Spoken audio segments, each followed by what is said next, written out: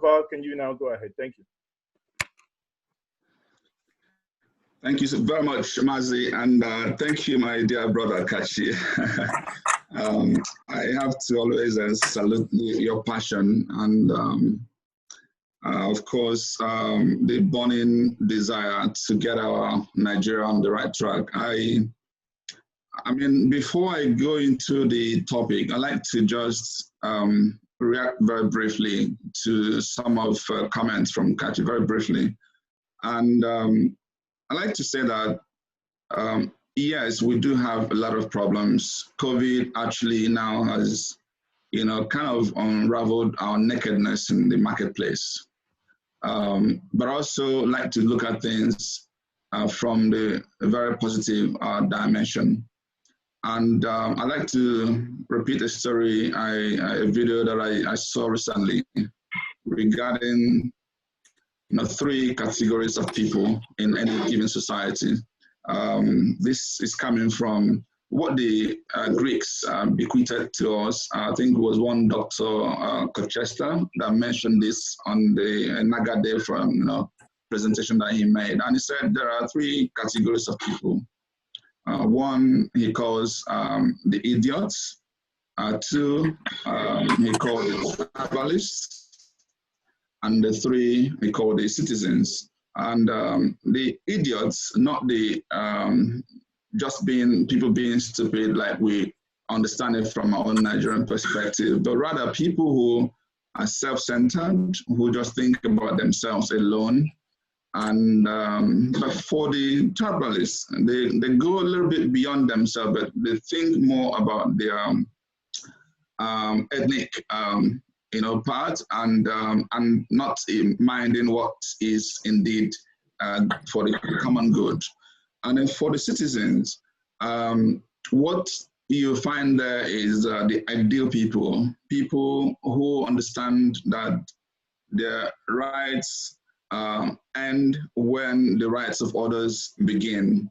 And so when you have a lot of people who are able to act and think like citizens, you see that nation building begins to start. And for me, I go further with that story to say, in every man, we actually find both the idiot, the tribalist, and the citizen.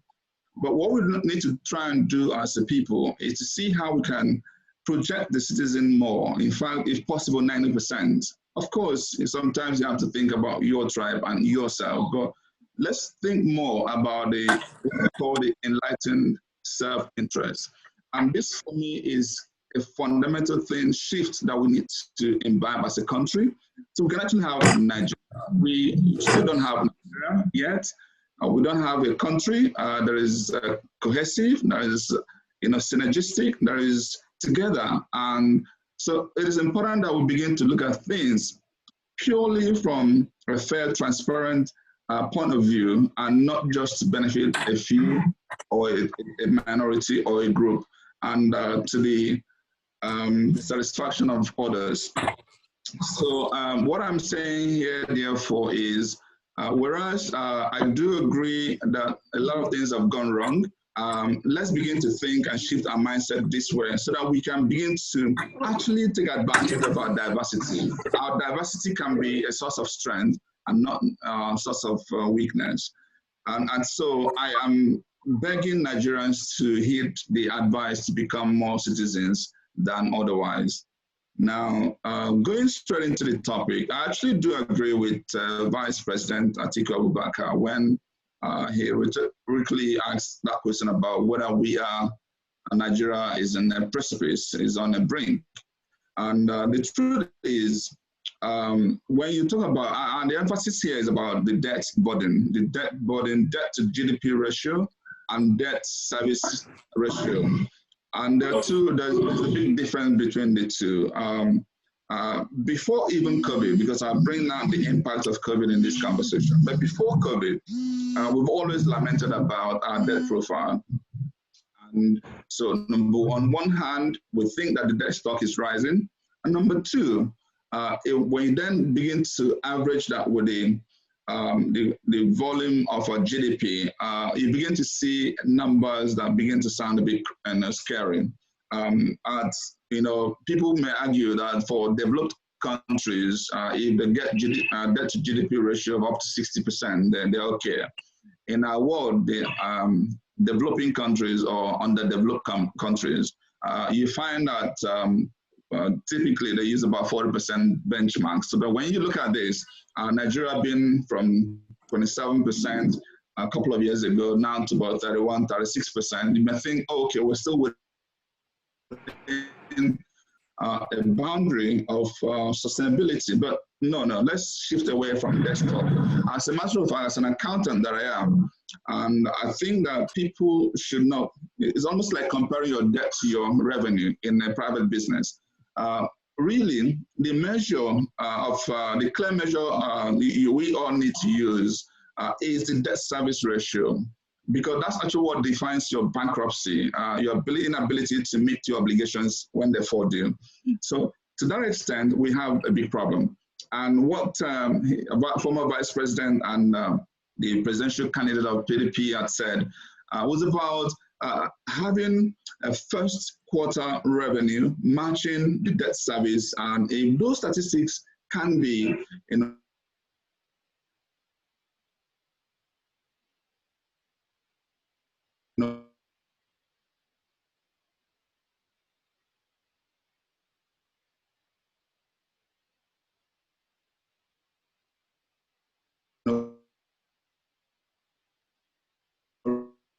refuted. I hope my internet is okay. I hope I'm being heard because I'm getting a warning here.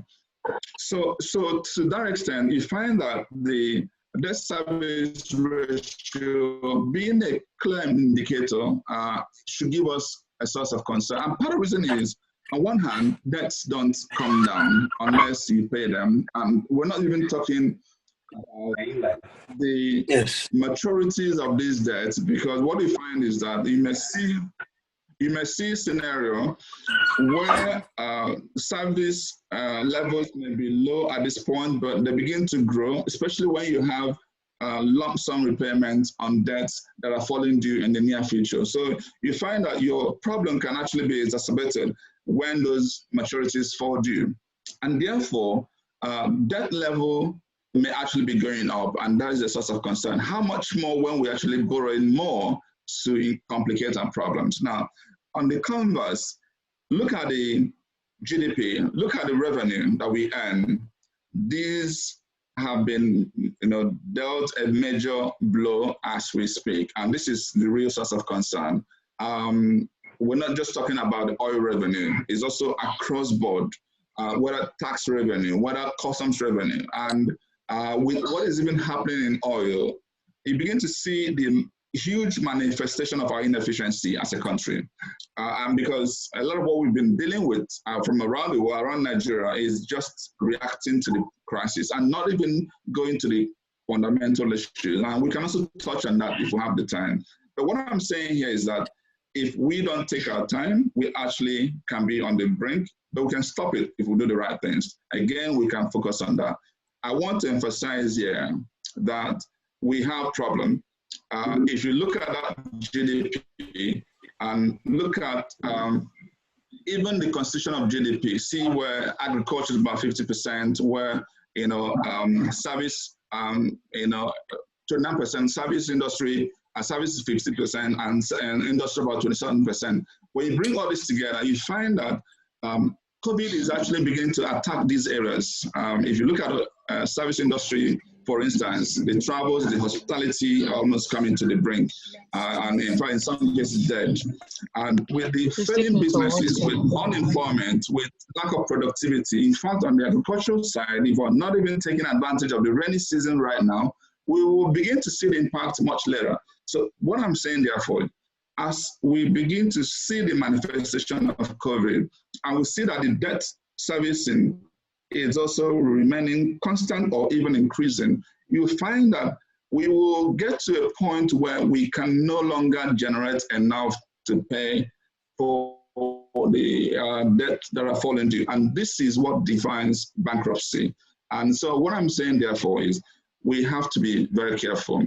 And if we have time, we will actually go into the utilization of these debts. To what extent have these have we been able to utilize this debt judiciously? Coming back to the point you made about how are we, not just sharing this across the geopolitical zones, but even for me,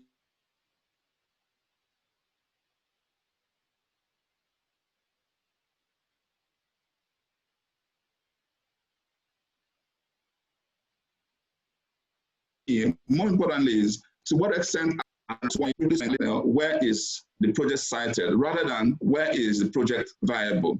Because when you bring the viability question, you find that you can still achieve the fairness across the geopolitical divide. The point is we must be Nigerian. We must be citizens in everything that we do, both in governance and as a people, as individuals. I want us to get the learning of COVID. Let this COVID put this shock into us to deal with things, very appropriately.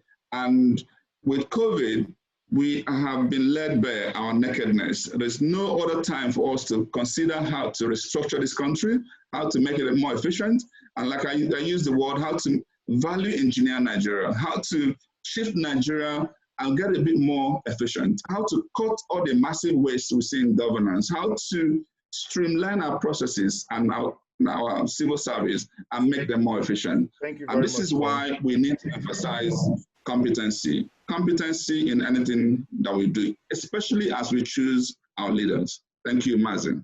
Thank you very much. Thank you, Val. That is, a very wonderful presentation there. Thank you very much. I think now I would have to bring back Dr. Valentine Ozigbo, because I think I called him for the second time, but I thought he waved at me that he had no comment, but it appears he had. So I would call him back now. Doctor, can you make your submission and now take some of the questions as well? Thank you so much, Maazi, and let me also especially thank my dear brother Daniel Elombah for this great platform. And it's been I've been totally enriched listening to my colleagues, my dear brothers, Professor Femi and Dr. Katch. The man is Mr. I still go with Mr. And I wanted to actually add on to what Prof had said. I know I'm taking us a little bit back, but for some reason, the audio disappeared. I had to sign on to another device. And so when you actually called me, should give me a sign language. I'm having a problem here. But glad to be here to make another comment. What Prof had said about the need for us to restructure and providing those practical steps, especially when it comes to the issue of security, I have to totally agree with him. And but there's something we need to honestly take away from here, this conversation, which is the urgency of us doing things.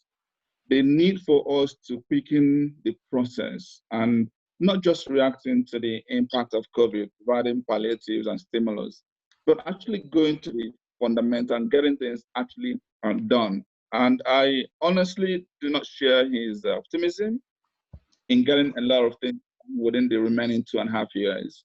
And part of the reason is his own, I call it appointment. I also share in that.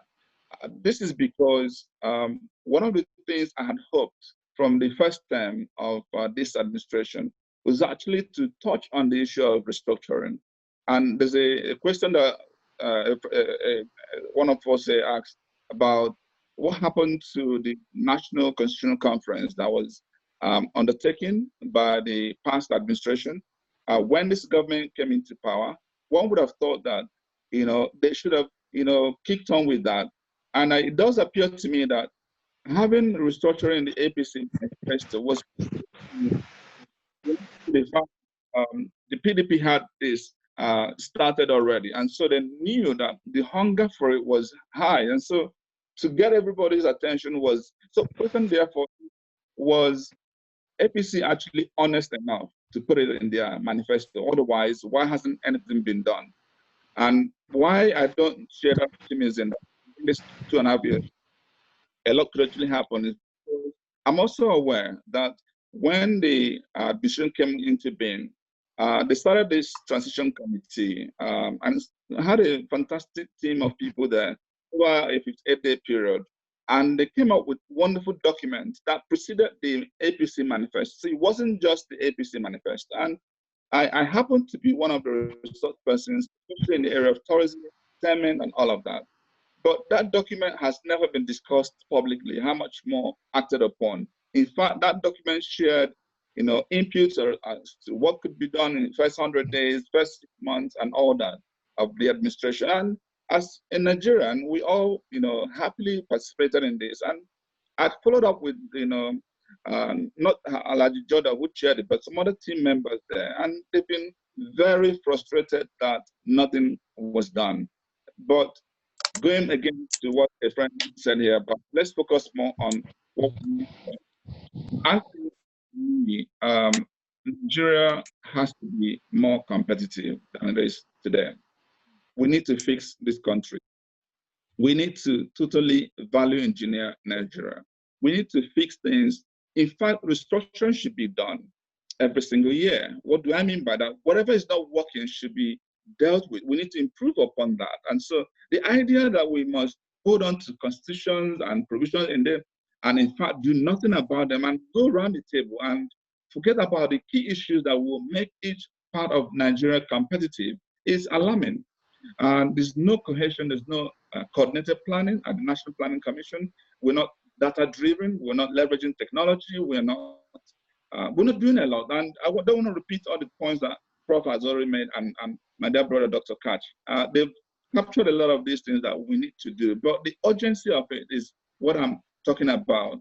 I actually think that COVID,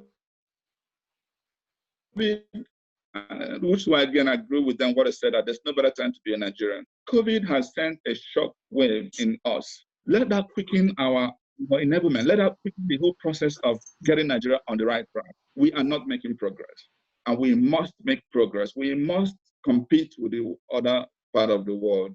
We must, push our best way forward, and we must, celebrate competency in everything that we do. We must cut our waste. We must. I had asked in one of my interviews, why can't we even collapse, Senate and National Assembly? What is this cost that we can't make a difference? Why are we having a bloated government? Civil service is inefficient. What is it that we can't, kaizen or value engineer or improve the process, better things, so that we can, because when you also borrow this money, we started from borrowing, and you layer it on inefficiency, it goes into the funnel and disappears. There's nothing we're doing. And when we're choosing projects, based on their bankability, based on their feasibility. You need to see why government needs to take a backseat, create the environment, and allow us to unleash the power of the private sector. Private sector holds the key. And then again, I agree with the point made about what we need to do at the state level and the regional level. And this is what part of the reason why some of us are going into politics now, leaving the private sector comfort to go into politics, because we are tired of seeing the mess around us. We need to fix this country, both at the local government level, regionally, and nationally. And this goes back to that story about the national question and being a proper citizen. So I'm very happy that I've been part of this conversation. And I believe Prof and Dr. Other things to respond to the other questions. Thank you. Thank you very much. I think